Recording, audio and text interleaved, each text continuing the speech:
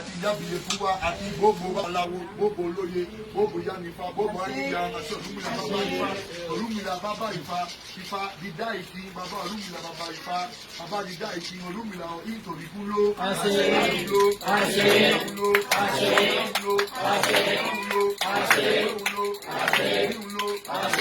gbogbo lọ ọmọ ilé ayé àlàáfíà ọyọgbọn kábíyèsí àṣẹ ìfowópamọ́ ilé ìgbéra àṣẹ ilé bọ́ọ̀bù ilé Ọ̀rúnmìlà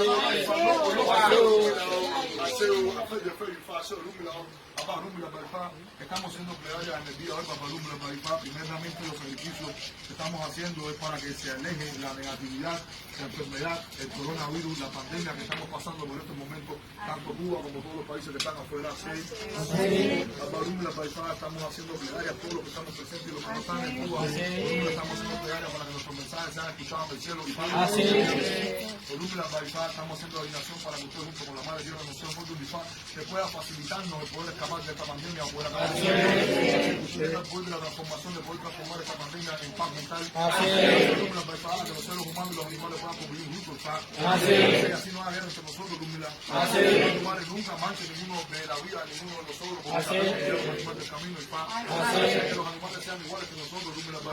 Que la paz reine en el mundo, que la paz reine en Cuba, que la paz reine en nuestros hogares, que la paz reine en nuestras casas, que la Madre Dios nos sostenga fuertemente como un Edán, Ọ̀rúnmìlà siempre nos sostenga, siempre puro y sano como Él siempre lo fue. Que vos, Vilumole, vos, ahorita siempre nos mantengan apegados a la tierra en el momento de subir al cielo, que sea el momento necesario, por los lugares, no por una ganancia de paz. Que mantenga larga vida para todos los presentes y todos. ¿Quieren hacer alguna plegaria los líderes también? Así. Quizá. Vamos a comenzar con la devoción.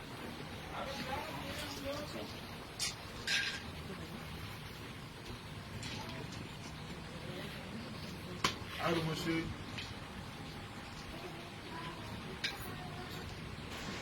Amuna Etaibutan Ejideti Okan Soso Mofedan Adelementasu Boluwo Iba Olùgbọ́nà Babamba Àṣẹ Òwòsì Ìdára Ifá ìwọlé ọ̀pọ̀ ọ̀bọ ẹ̀yìn ọ̀pọ̀ ọ̀bọ ọlọ́wọ́ mọ́ tún mọ́ lóka lọ́wọ́ sí adé ọ̀pọ̀ lórí ìta ọ̀rùn ilé ògèrè pọ̀ ti gbàrẹ́ o nígbà o ẹ̀yìn alárùkà tó lábọ̀ nílẹ̀ gún ẹ̀yìn alárùkà tó lábọ̀ nílẹ̀ gún ẹ̀yìn alárùkà tó lábọ̀ nílẹ̀ gún ẹ̀yìn alárùkà tó lábọ̀ nílẹ̀ gún ìfárẹ́ o Ifá ṣe o ọdún kọrẹ.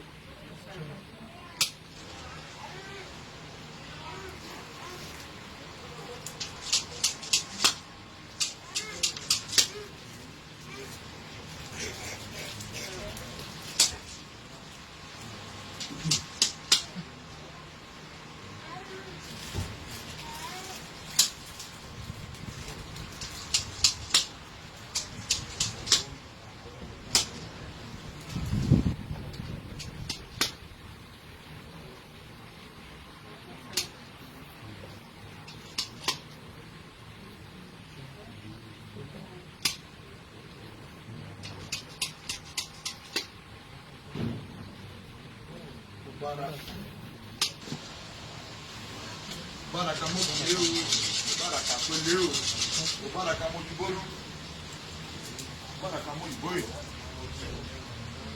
baraka mo ibosi.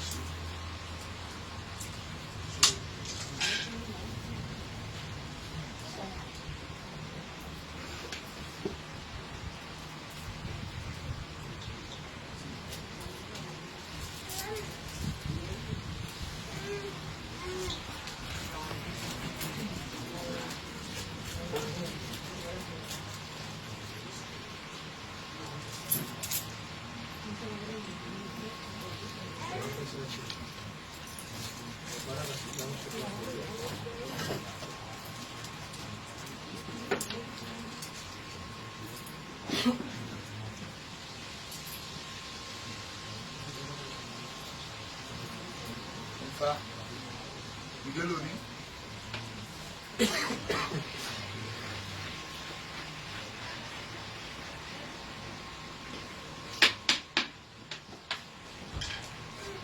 Odò ayé wo.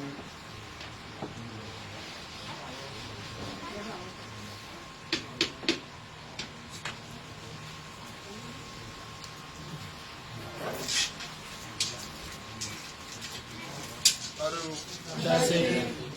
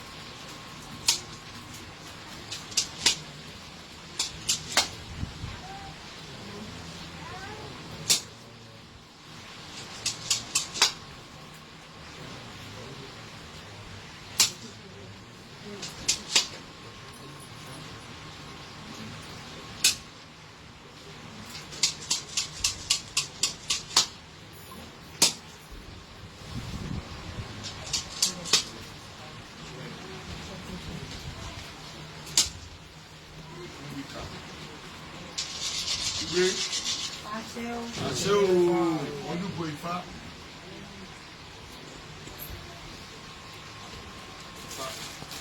Ìdúró ní.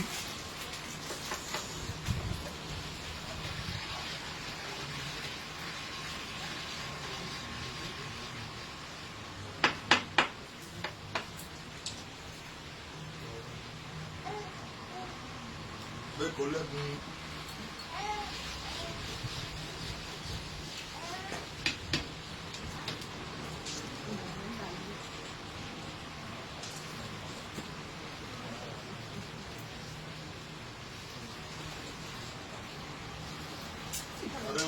That's it.